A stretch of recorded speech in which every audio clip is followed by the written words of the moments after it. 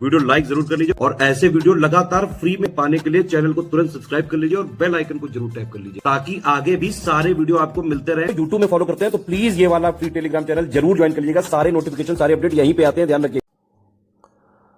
नमस्कार साथियों, स्वागत है आप सभी का स्टडी फॉर सिविल सर्विसेज में। और ये है हमारा ह्यूमन ज्योग्राफी यानी मानव भूगोल। और मानव भूगोल में आज का टॉपिक बहुत ही ज़्यादा इंपॉर्टेंट है जिसका नाम है मानव विकास रिपोर्ट या मानव विकास सूचकांक। बहुत ही ज़्यादा इंपॉर्टेंट है। आप चाहे वनडे एग्जाम की तैयारी कर रहे हैं या सिविल सर्विसेज के किसी भी एग्जाम की तैयारी कर रहे हैं, PCS, IAS, BO, RO, ARO किसी भी एग्जाम की, तो वहाँ पर आप देखेंगे कि मानव विकास सूचकांक से, HDI से, ह्यूमन डेवलपमेंट इंडेक्स से एक सवाल आता है।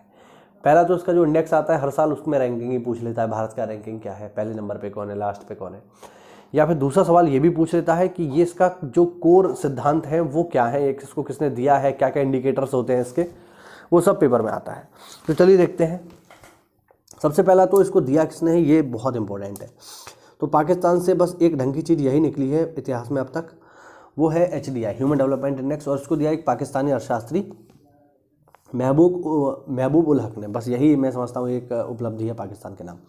इसके अलावा प्रोफेसर अमर्त्य सेन भी इसके विकास में मुख्य सहायक थे, जो इनके साथ थे। यह सूचकांक संयुक्त राष्ट्र विकास कार्यक्रम द्वारा 1990 में पहली बार में प्रयोग लाया गया।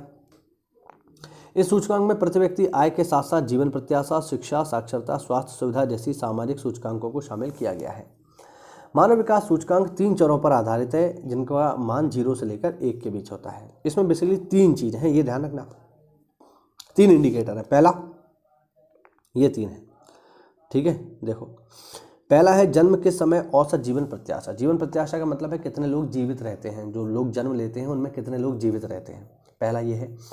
दूसरा है औसत जीवन प्रत्याशा यानी एवरेज लोग कितना जीते हैं, 60 साल, 65 साल। अब बहुत से लोग 70 साल, 80 साल जीते हैं, बहुत से लोग 40 साल पे ही मर जाते हैं। तो हम एवरेज की बात करेंगे यहाँ पे, है ना। इसी के अंतर्गत क्या आ जाता है, शिक्षा स्तर।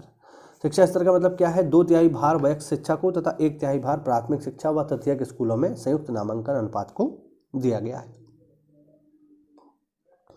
यानी उस क्षेत्र में जहाँ का हम HDI निकाल रहे हैं वहाँ पे स्कूली शिक्षा का स्तर क्या है ये भी हम देखते हैं। उसके लिए फॉर्मूला और रूल भी है, वो उतना हमारे काम का नहीं है, ठीक है। आगे देखो, तीसरा इंडिकेटर इसमें प्रति व्यक्ति आय, जो बहुत इंपॉर्टेंट है।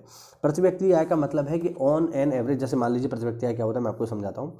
जैसे मान लीजिए कोई देश है, इस देश की जो GDP है, जो इसकी नेशनल इनकम है वो है 100 रुपया, और उस देश में निवास करने वाले लोग हैं 10, ठीक है। तो आय है 100 रुपया, निवास करने वाले लोग हैं 10, तो जो प्रति व्यक्ति आय निकल के आएगी वो कितना आएगी, 10 रुपया आ जाएगी। यानी एक आदमी ऑन एन एवरेज 10 रुपये कमा रहा है, तभी तो 10 आदमी मिलकर 100 रुपये कमा रहे हैं। ये होती है औसतन प्रति व्यक्ति आय। अब देखो, प्रति व्यक्ति आय हमेशा एवरेज में होती है, ध्यान रखना, ठीक है। जैसे आज के समय में आप देखोगे तो भारत की प्रति व्यक्ति आय लमसम 1 लाख के आसपास है। इसका मतलब ये नहीं है कि भारत का हर आदमी 1 लाख रुपए कमा रहा है, ये तो पॉसिबल ही नहीं है, ठीक है। भारत में बहुत सारे लोग ऐसे हैं जो अंबानी हैं, टाटा हैं, बिरला हैं, इनकी तो इनकम जो है करोड़ों अरबों में है, वो भी डॉलर्स में, तो ये बहुत ज़्यादा कमा रहे हैं। और कुछ लोग ऐसे गरीब हैं उनकी सैलरी जो है बहुत कम है, महीने पे 2000, 3000, 4000, 5000 या 10,000 तक। तो जो महीने पे 10,000 रुपये कमा रहा है उसको भी आपको लेना पड़ेगा, और जो महीने पे जो है 1 करोड़ डॉलर कमा रहा है उसको भी लेना पड़ेगा। तो ऐसे में जब आप इनका एवरेज निकालोगे तो वही होती है प्रति व्यक्ति आय, ठीक है। इसके आंकड़े कहाँ से लिए जाते हैं, विश्व बैंक से लिए जाते हैं, जो नवीनतम इंटरनेशनल कंपैरिजन प्रोग्राम द्वारा 118 देशों के सर्वेक्षण पर आधारित हैं। PPP के आंकड़ों के लिए वर्ष 1996 को आधार वर्ष माना गया है। और इसके अंतर्गत 3 तरह के देश आते हैं। पहला, उच्च आय वाले, जिनकी प्रति व्यक्ति आय $9,361 या इससे ज़्यादा है। यानी ऐसे देश जिनकी सालाना जो प्रति व्यक्ति आय है वो है $9,361, ये उच्च आय वाले हैं। मध्यम आय वाले, जिनकी आय $761 से $9,361 तक है, ये मध्यम है। और फिर आते हैं निम्न, जिनकी प्रति व्यक्ति आय $760 से कम है, ये होते हैं निम्न आय वाले देश, ठीक है। अब देखो, मानव विकास सूचकांक के निर्धारण में प्रति व्यक्ति आय की तुलना में 2 अन्य सूचकांकों का महत्व अधिक है। प्रति व्यक्ति आय से संबंधित भारांक निम्न सूत्र से ज्ञात किया जाता है, वो सब देख लो, इतना काम का नहीं है, ठीक है। अब देखो, HDI में इन 3 समान भार वाले सूचकांकों का साधारण औसत है। मानव विकास के स्तर के आधार पर विश्व के देशों को 3 समूहों में बांटा गया है। ये इंपॉर्टेंट बात है हमारे लिए, ठीक है। कौन कौन से हैं देखो जरा। पहले है उच्च मानव विकास, यानी यहाँ का HDI बहुत हाई है। इनका जो मूल्य निकल के आता है, हमने क्या देखा 0 से 1 के बीच में होगा ना, तो इनका जो है वो है 0.8, तो 1 के काफ़ी करीब है।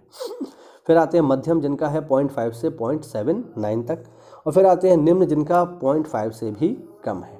ठीक है, इसको ध्यान रखना। ठीक, चलिए थोड़ा सा और है। मानव विकास सूचकांक की नई जो प्राविधि है उसके अनुसार देखिए, इसमें 3 संकेतक शामिल हैं। पहला जीवन प्रत्याशा, दूसरा शिक्षा सूचकांक। शिक्षा सूचकांक का मतलब क्या है? स्कूल अवधि में औसत 25 वर्ष से अधिक के वयस्क द्वारा स्कूल में बिताए गए वर्ष, यानी ऑन एन एवरेज जो 25 साल तक के लोग हैं वो कितना समय स्कूल में बिता रहे हैं। ठीक है, और दूसरा अनुमानित 5 से 25 वर्ष से कम आयु के बालक द्वारा अपने जीवन का स्कूल में बिताए गए वर्ष। ठीक, ये शिक्षा सूचकांक है। और तीसरा है आय सूचकांक। ठीक है, वो हमने देख ही लिया ऊपर कैसे निकालते हैं। अब देखो, UNDP ने उपयुक्त 3 सूचकांकों के आयामों के लिए उच्चतम तथा निम्नतम मूल्य निर्धारित किए थे। ठीक है, जैसे देखो जीवन प्रत्याशा सबसे ज़्यादा कहाँ पर थी? ये 2010 की बात कर रहे हैं यहाँ पर हम, जापान में 83.2 वर्ष और न्यूनतम थी 20 वर्ष। स्कूली अवधि में औसत वर्ष अधिकतम 13.2, ठीक है, अमेरिका में 2000 एवं न्यूनतम 0 था। स्कूली अवधि में अनुमानित वर्ष अधिकतम 20.6, ऑस्ट्रेलिया में ये अच्छा, ये देखिए, ये जो डेटा है ये सन 2000 का है, ये 2002 का है, ये 2010 का है। ठीक है, स्कूल अवधि में अनुमानित वर्ष अधिकतम 20.6 और न्यूनतम 0। सम्मिलित शैक्षिक सूचकांक में अधिकतम जो है वो है 0.951। ठीक है, ये न्यूजीलैंड का डेटा है 2010 का, और न्यूनतम 0 था। तो ये हुआ हमारा HDI। ये सब इतना काम का नहीं है, बस जो मैंने ऊपर आपको बताए हैं इनको देख लेना। ये थोड़ा महत्वपूर्ण है। ये जो डेटा मैंने आपको बताया कि हाई क्या होता है, लो क्या होता है, मीडियम क्या होता है, और कौन कौन से तरीक़ों से इसको मापा जाता है। तो ये हुआ आज का हमारा वीडियो। उम्मीद करता हूँ आपको नई जानकारी मिली होगी। तो ऐसा है तो वीडियो को लाइक करिए। हमारे किसी भी पेड ग्रुप से जुड़ने के लिए इन नंबरों पर कॉल करिए। मिलते हैं अगली क्लास में, तब तक के लिए जय हिंद, जय भारत, वंदे मातरम।